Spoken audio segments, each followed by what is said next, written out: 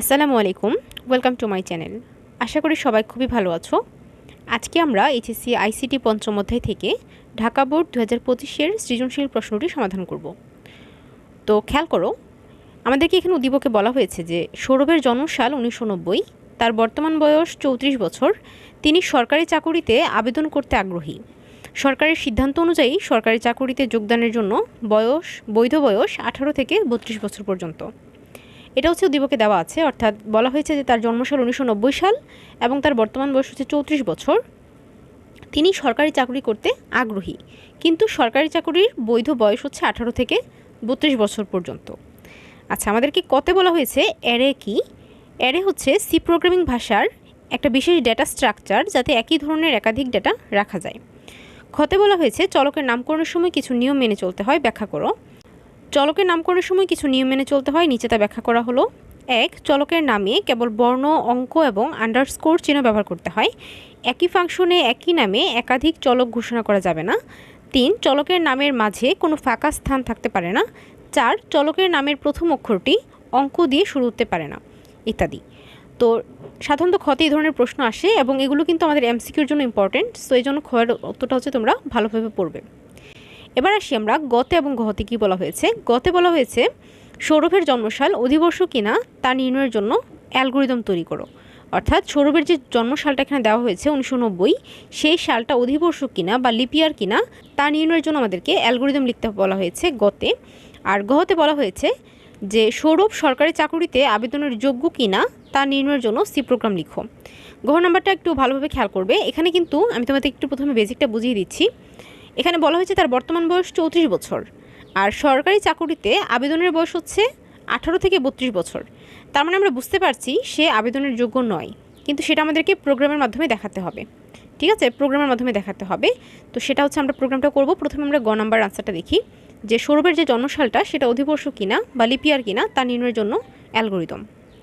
তো দেখো, গ নাম্বারের উত্তর হচ্ছে আমাদেরকে অ্যালগোরিদম লিখতে বলা হয়েছে। তো আমরা প্রথমে অ্যালগোরিদমটা দেখাচ্ছি এখানে, যে স্টেপ 1-এ লিখব স্টার্ট,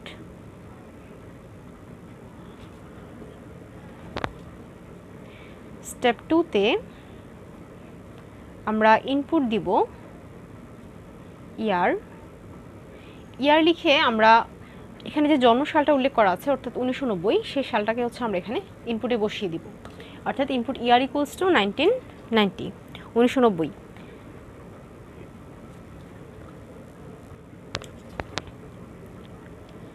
স্টেপ 3-তে লিপিয়ার হওয়ার প্রথম শর্ত আমরা দিব যে if year mod 400 equals to 0, yes or no. খেয়াল করো, এটা হচ্ছে আমরা লিপিয়ার হওয়ার প্রথম শর্ত দিয়েছি। আমরা যারা লিপিয়ার অঙ্কটা বেসিকটা জানি তারা জানি যে এখানে আমাদেরকে ইনপুটে যে ইয়ারটা দিয়েছি সেই ইয়ারটাকে প্রথমে আমরা হচ্ছে 400 দিয়ে ভাগ করে দেখতে হবে যেটা 0 আসে কিনা। অর্থাৎ প্রসেসটা কিন্তু আমি কম্পিউটারকে বলছি যে সে কী করবে, প্রথমে বছরটাকে অর্থাৎ এই সালটাকে হচ্ছে 400 দিয়ে ভাগ করে দেখবে 0 আসে কিনা। তো যদি 0 চলে আসে তার মানে বছরটা হচ্ছে লিপ ইয়ার অর্থাৎ অধিবর্ষ। ওই জন্য ইয়েস আমরা লিখব print leap year, print leap year. আর যদি এটা 0 না আসে সেক্ষেত্রে পরের স্টেপটা চেক করতে হবে। সো নোতে আমরা লিখব দেন গো টু স্টেপ 4। অর্থাৎ এটার মানে হচ্ছে প্রথম স্টেপে হচ্ছে স্টার্ট করবে, দ্বিতীয় স্টেপে হচ্ছে ইনপুট নিবে, সালটাকে ইনপুট হিসেবে নিবে, নেওয়ার পর 3 নং স্টেপে এসে সেই বছরটাকে অর্থাৎ সালটাকে 400 দিয়ে ভাগ করে দেখবে যে ভাগশেষ 0 আসে কিনা। যদি ভাগশেষ 0 আসে সেক্ষেত্রে বছরটা লিপিয়ার হিসেবে গণ্য হবে, আর যদি না আসে সেক্ষেত্রে 4 নং ধাপটা আমাদেরকে চেক করতে হবে। এই জন্য আমরা নোতে বলে দিব দেন গো টু স্টেপ 4, তাহলে 4 নং ধাপে যাও। এবার আমরা স্টেপ 4-এ লিপিয়ার হওয়ার দ্বিতীয় শর্তটা দিব। অর্থাৎ দ্বিতীয় শর্ত হচ্ছে year mod 4 equals to 0 and year mod 100 not equals to 0। এটার মানে হচ্ছে বছরটাকে 4 দিয়ে ভাগ করে দেখতে হবে 0 আসে কিনা, এবং 100 দিয়ে ভাগ করলে যেন ভাগশেষ 0 না আসে সেটা দেখতে হবে। অর্থাৎ শর্ত দুইটা একসাথে কাজ করবে। যদি এই শর্ত দুইটা ইয়েস হয় সেক্ষেত্রেও হবে কি প্রিন্ট লিপ ইয়ার। অর্থাৎ তাহলেও ওই বছরটা হচ্ছে একটা অধিবর্ষ। আর যদি দুইটার কোনোটাই না হয়, অর্থাৎ এটাও যদি শর্ত না মানে এবং এটাও যদি না মানে, সেক্ষেত্রে হচ্ছে নোতে আমরা লিখব প্রিন্ট নট লিপ ইয়ার, অর্থাৎ বছরটা কোনো অধিবর্ষ নয়। এখন আমরা কিন্তু জানি না যে 1990 কি অধিবর্ষ নাকি না, সেটা কম্পিউটার বুঝবে, এবং কম্পিউটার করার জন্য তার সম্পূর্ণ প্রসেস কিন্তু আমরা এখানে ওকে বলে দিয়েছি যে তুমি এভাবে কাজ করো, তাহলে তুমি হচ্ছে বুঝতে পারবে যে বছরটা কি লিপ ইয়ার নাকি না। সো আমাদের কাজ শেষ, এবার আমরা স্টেপ 5-এ হচ্ছে স্টপ করে দিব। স্টেপ 5-এ হচ্ছে স্টপ করে দিব। এই হচ্ছে আমাদের গয়ের আনসার, এটা হচ্ছে আমাদের লিপ ইয়ার নির্ণয়ের অ্যালগরিদম। এখন আমরা ঘ নাম্বার আনসারটা দেখব।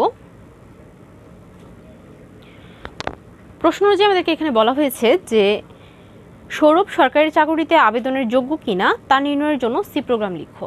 তো তার বয়স ছিল 34 বছর, আর সরকারি চাকরিতে আবেদনের বয়স ছিল 18 থেকে 32 বছর পর্যন্ত। তো এই তথ্যগুলো কিন্তু এখন আমি প্রোগ্রামে দেখাবো, তবে দেখানোর আগে আমি তোমাদেরকে একটু সাইডে হচ্ছে এটা রাফ করে শর্তটা দেখিয়ে দিচ্ছি যে তার বয়স হচ্ছে কত, 34 বছর। তো আমি তার বয়সটাকে ধরে নিই যে বার্থ ইয়ার, ঠিক আছে, তার বার্থ হচ্ছে 34 বছর ধরে নিলাম, তার বার্থ হচ্ছে 34 বছর, এবং তার বার্থটা যদি 18 থেকে বেশি বা 18 সমান হয় এবং 32 থেকে যদি কম হয় বা 32 পর্যন্ত হয়, এক কথায় 18 থেকে 32-এর মধ্যে যদি তার বার্থটা হয়, তাহলে সে আবেদনের যোগ্য হবে, অর্থাৎ সে সিলেক্টেড হবে। আর যদি সে না হয়, এর মধ্যে যদি বেশি হয়ে যায়, সেক্ষেত্রে হচ্ছে সে সিলেক্টেড হবে না। এই হচ্ছে আমাদের বেসিকটা। এখন প্রোগ্রামটা দেখো। প্রোগ্রামটার জন্য শুরুতে আমরা হচ্ছে ইনক্লুড লিখবো, ফাইল দেওয়ার জন্য ইনক্লুড stdio.h। এই যে লেখাগুলো সম্পূর্ণ সবগুলো কিন্তু অবশ্যই ছোট হাতের অক্ষরে লিখতে হবে, এই আই কিন্তু বড় হাতের অক্ষরে লেখা যাবে না। তারপর হচ্ছে লিখতে হবে ইনক্লুড conio.h, এরপর হচ্ছে মেইন ফাংশন, সেকেন্ড ব্র্যাকেট দিলাম। এখন আমরা ইন্টিজার লিখব। ইন্টিজার কি লিখব? ইন্টিজার হচ্ছে তার বার্থটাকে আমরা নিব, ঠিক আছে, তার বার্থ হচ্ছে কত বা তার বয়স হচ্ছে কত, 34। তার বার্থটাকে আমরা ইনপুটে দিলাম, দেওয়ার পর এখন আমরা স্ক্যানএফে, সরি ইন্টিজার হচ্ছে আমরা তার বার্থটাকে দেখালাম, এবার আমরা স্ক্যানএফে তার বার্থটাকে হচ্ছে ইনপুট দিব, %d দিয়ে অ্যান্ড হচ্ছে বি। এটা হচ্ছে ইনপুট দেওয়ার নিয়ম। অর্থাৎ ইন্টিজারে আমাদেরকে সবগুলো চলক দেখাতে হয়, যতগুলো চলক আমাদের প্রোগ্রামে ব্যবহার হয় সবগুলো চলক হচ্ছে ইন্টিজারে দেখাতে হয়। আর ইন্টিজারে আমরা বি দেখিয়েছি এবং সমান সমান 34 ধরেছি, কারণ তার বয়স হচ্ছে 34 বছর। তার বয়সটাকে আমরা হচ্ছে ইনপুটে দিতে হবে, এই জন্য তার বয়সটাকে উপরে দেখিয়ে দিয়েছি। এখন আমরা স্ক্যানএফের মধ্যে %d দিব, কারণ এখানে ইন্টিজার আছে, এখানে ইন্টিজার থাকলে এখানে %d হয়, এবং যতটা ইনপুট দিতে হয় এখানে ততটা %d দিতে হবে। আর এখানে যেহেতু আমাদের ইনপুট একটা, তার জন্য %d দিলাম একটা, ইনভার্টেড কমা হবে দুই পাশে, এখানে মাঝখানে কমা দিয়ে আমাদেরকে এখানে লিখতে হবে অ্যান্ড দিয়ে চলকের নামটা অর্থাৎ বি। এবার হচ্ছে আমরা এটা দিয়ে আমরা ইনপুটটা দিলাম, এখন আমরা হচ্ছে শর্তটা দিব, অর্থাৎ তার যে বার্থটা, তার বার্থ ইয়ারটা এই 18 থেকে 32-এর মধ্যে কিনা। তো আমরা শর্ত দিচ্ছি ইফ যদি 18 <= বার্থ <= 32 হয়, ঠিক আছে। শর্তটা দিয়েছে যে ইফ যদি 18 থেকে বার্থটা যদি 32-এর মধ্যে হয়, তাহলে হচ্ছে প্রিন্টএফ হিসেবে কি দেখাবে, প্রিন্টএফ হিসেবে আমাদেরকে এখানে দেখাবে মানে সৌরভ হচ্ছে সরকারি চাকরির জন্য আবেদনের সে যোগ্য, ঠিক আছে। সো আমরা এখানে এলিজিবলও লিখতে পারি অথবা সৌরভ ইজ সিলেক্টেড, যে কোনো কিছু যেটা লিখো সেটা হচ্ছে আমাদেরকে আউটপুটে দেখাবে।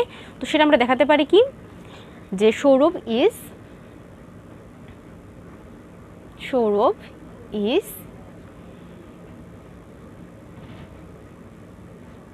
ঠিক আছে, সৌরভ ইজ এলিজিবল, অর্থাৎ সে হচ্ছে কি চাকরির জন্য আবেদনের যোগ্য।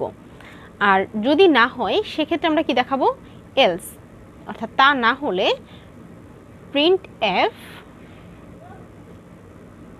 অর্থাৎ সৌরভ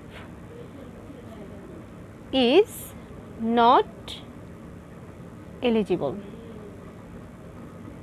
ঠিক আছে, মানে অর্থাৎ সে হচ্ছে কি আবেদনের জন্য যোগ্য হবে না, সে যোগ্য নয়। বাস আমাদের এটাই হচ্ছে আমাদের আউটপুট, এইভাবে আমরা আউটপুট দেখাবো, এবং আমাদের আউটপুট দেখানোর পর আমাদের কাজ শেষ। এখন হচ্ছে আমরা কি করে দিব, রিটার্ন 0 বা গ্যাট সিএস দিয়ে হচ্ছে স্টপ করে দিব, ঠিক আছে, স্টপ করে দিলাম। তো এই হচ্ছে আমাদের ঘ নাম্বার প্রশ্নের উত্তর। আশা করি তোমরা সবাই বুঝতে পেরেছো। পরবর্তী ক্লাসে আমরা অন্য আরও একটি ইম্পর্ট্যান্ট একটি বোর্ড নিয়ে আলোচনা করব। আজ এ পর্যন্তই, সবাই ভালো থাকো, সুস্থ থাকো, আল্লাহ হাফেজ।